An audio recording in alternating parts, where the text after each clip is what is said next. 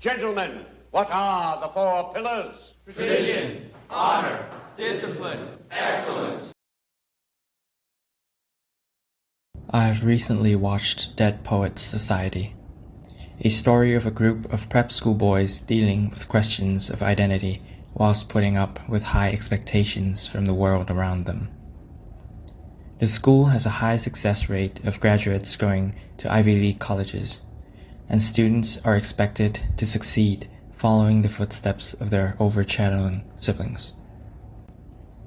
We are first introduced to John Keating, who, himself a graduate of this school, is a new teacher replacing the retired Mr. Porteous in the English department. Through an unorthodox style of teaching, Mr. Keating transformed both his students and us, the audience, into something more than we're supposed to be. Mr. Keating began his first classroom lesson by ordering his students to rip out the introductory pages titled Understanding Poetry, a preface purporting to have the formula for evaluating the greatness of a certain poem. In a world where established rules and criteria dominate even the artistic sphere and acts as a powerful gatekeeper and demotivator to prevent people from dipping their toes into a field of art and crafting, this is a very powerful message against the standard and the correct way of doing something creative. Keating said to his students, "When you read, do not just consider what the author thinks, consider what you think. Each piece of art cannot be perceived the same, because there are sentimental values and certain unique attachments between the individuals appreciating and the work being appreciated. A piece of art can never be interpreted the same by one person compared to the next." Obviously, if my poem consisted of just the word fart, it would be universally hated. But most of the time, subjective things are meant to be appreciated, not rated, not ranked into specific tiers or judged by a made-up category. Opinions in certain eras do not represent nor delimits the intrinsic value of the entity of that art form. This was something that happened to Vincent van Gogh's artworks.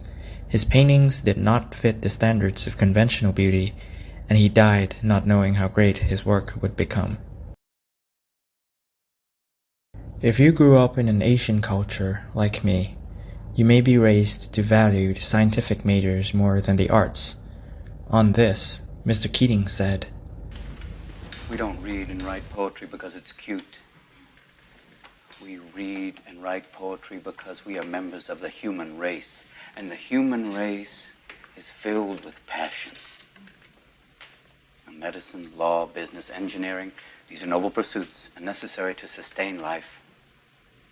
But poetry, beauty, romance, love, these are what we stay alive for."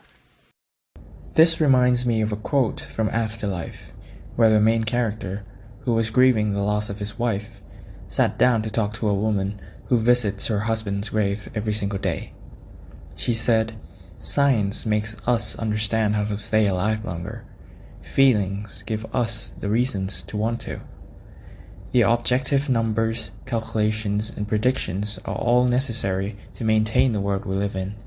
However, without this subjectivity, there is no reason for us to live."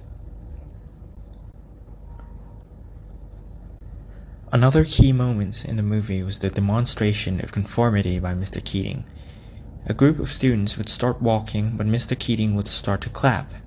As soon as he did, the students all walked at the same pace at the same beat as the clap. Then, other students joined in with the clapping. Why did they do that? Why did the students follow the pace? A lot has to be learned about the human nature and our tendency to accept the cultural norms and go along with the rest of the group. Maybe we are wired that way. As for most of human history, we needed to follow the norms in order to survive.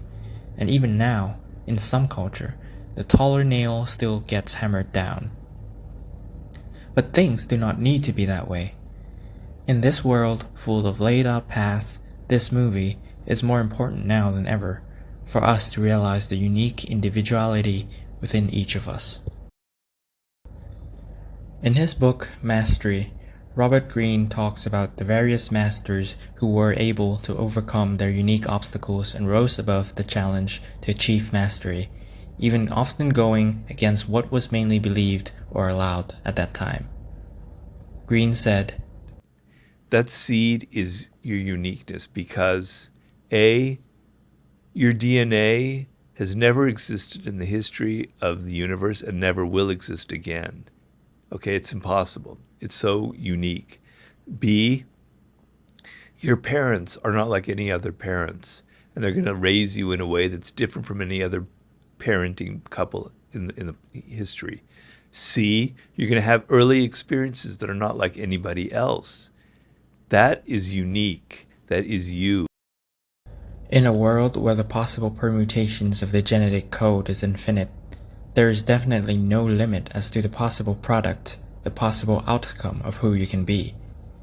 Nothing about you can be definitively calculated or predicted, and a single action may change the trajectory of your life.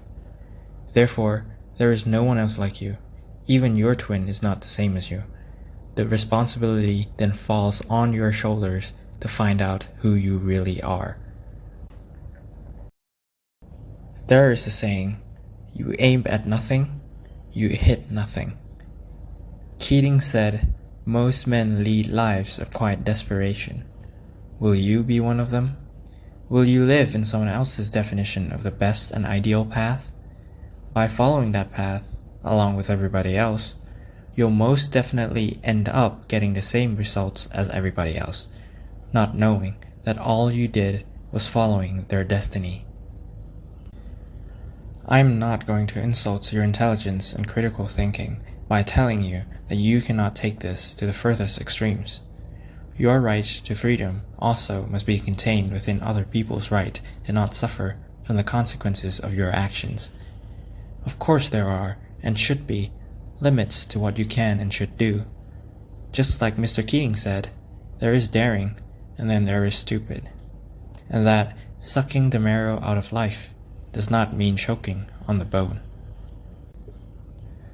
Although you must realize the importance of the culture and institutions you are living in, such as knowing the legitimate reasons for why it is still being upheld, why it was created in the first place, and to what ends it serves. Always remember, cultures are made to serve humanity, not the other way around. Your culture does not define you and should not entrap you into a limited sphere of life. Explore bold new ideas and not stay stagnant. Create change and growth, but do so after having understood well the written and unwritten rules of the society you live in. Then plan your life accordingly. Learn how to think, not what to think. Learn who you are and what you'll do, not who to be or what to do. We are meant to be free, not fettered to the world around us. Carpe diem, seize the day and truly live your life. Figure out what you believe in, who you are, and what you want. Assume responsibility like you would assume the position, and face the world with all you have.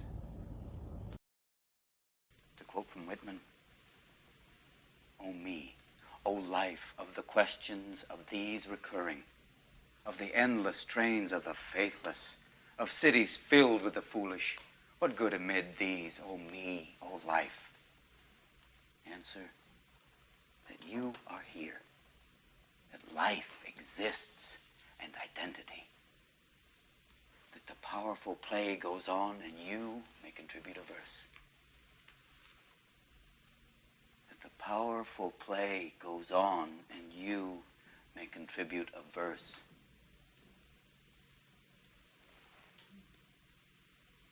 What will your verse be?